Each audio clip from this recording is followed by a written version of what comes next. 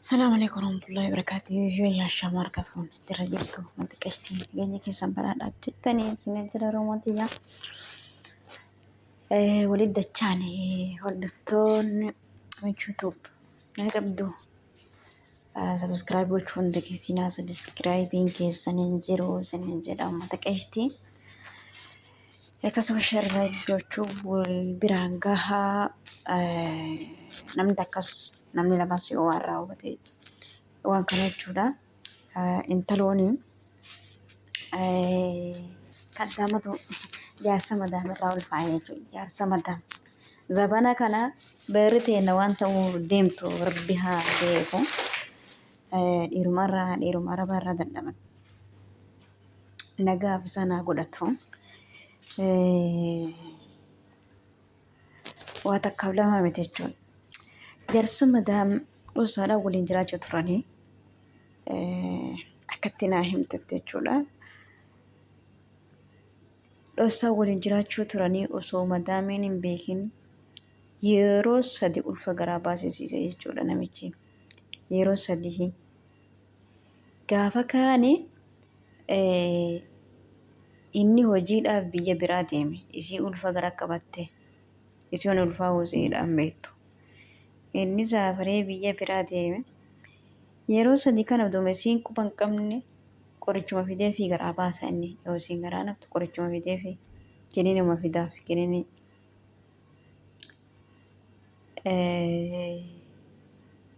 maal akka ta'e maal akka yaadde isiin akkasumatti waliin ustee jiraattu akka jaarsa ishii ta'eetitti ani irraa hin beeku.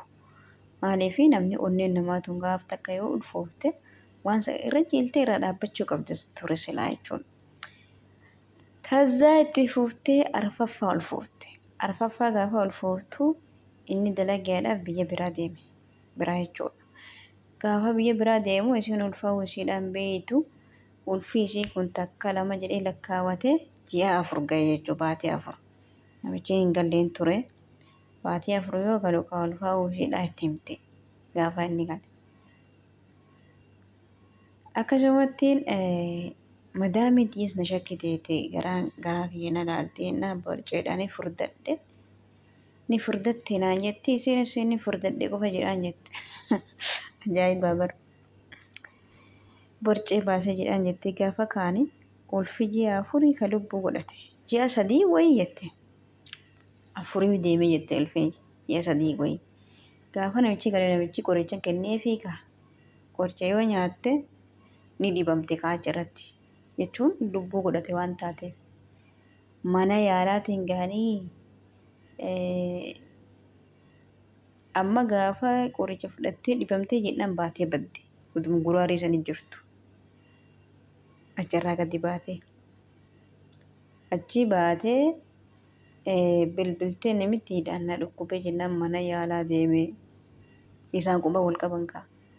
Inni waan si barbaachisu sii kennaa mallaqa isaa akkana na godhe jettee jennaan lubbuuteeti badaa akeekkachiisa kaa'ee isa akkana na godhe jennaan.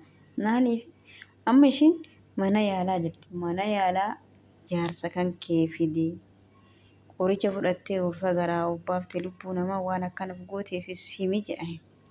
Isiin amma akkamiin tahaa jaarsi kiyya eenyu jedhaa namichi lubbuu nan dhiisuu yoo ani hime na ajjeesanii yaas keessattuu na ajjeesisiisanii jettu.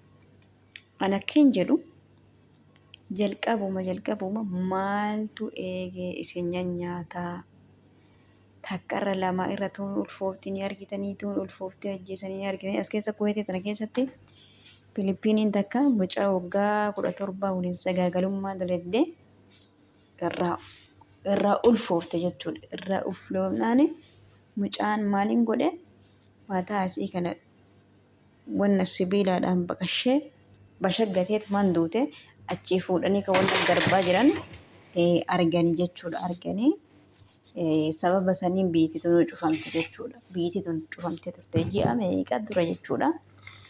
Ji'a 7-8 ka geenne kan akkas ji'a 5-7 akkas waan akkasiiti jechuudha.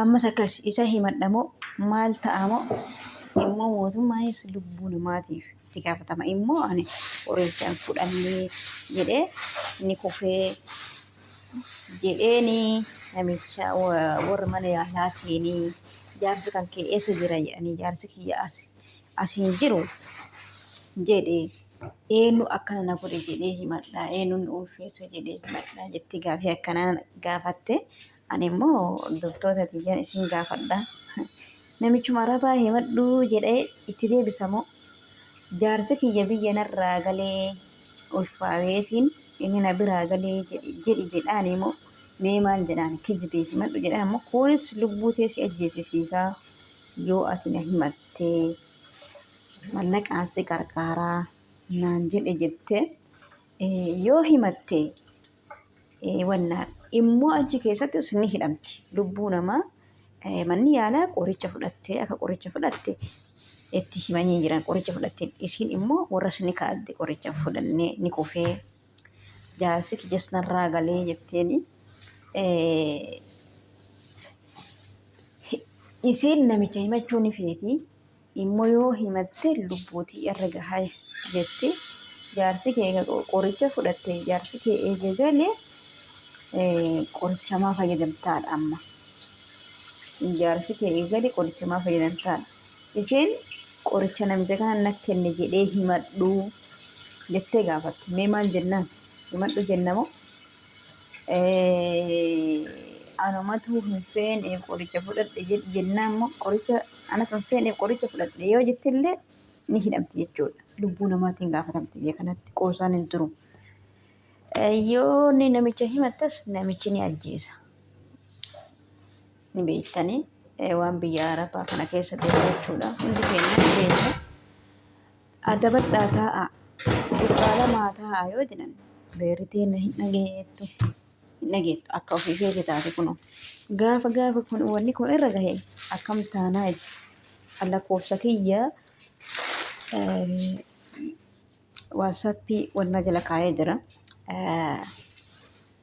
hiriyyaa isiititu waan akkana na gaafate akkana jedhee jalqabas natti himee mana yaalaa jirti nama as keessaa qabdii jedhanii yoo jedhan lakkoofsa kiyya sitti kenna lakkoofsa kee itti kenna si haa dubbisanii naan jette hay ani maali waniin ana tulfeesse moo ani wanna irra gabbuuftee gaafii na gaafatte maaltu na galchee na dubbisiise ana mana yaalaatii fi ana waliin waliin na fiyyisiisu